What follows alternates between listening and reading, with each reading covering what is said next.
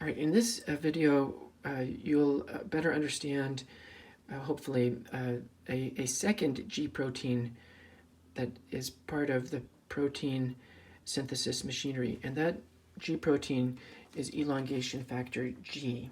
And just like elongation factor TU, it has one of these nucleotide binding motifs. And it comes in after peptide bond formation. It comes into to the complex of what is now destined to be the peptidyl tRNA and the ribosome, and its function is a mechanical function, and I'm trying to illustrate that with these gear cogs here. And this protein arrives in the GTP bound form.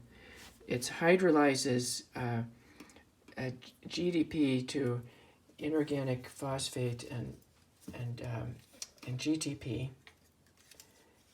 I'm bringing in those nucleotides here.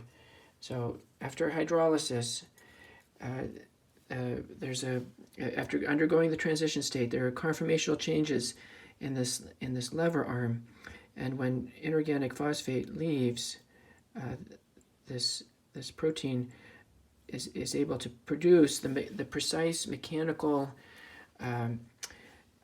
force needed to ratchet the ribosome over by exactly 3 nucleotides, and then it's done its job and it can leave the ribosome. And now we're poised to decode the next codon on the messenger RNA.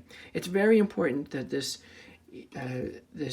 translocation function of elongation factor G, driven by GTP hydrolysis, proceeds very precisely, because if we slip and we don't go exactly 3 nucleotides, then we can be in this situation where the reading frame changes, and we're now think this is the codon and we've slipped backwards by 1 unit, or we've slipped forward by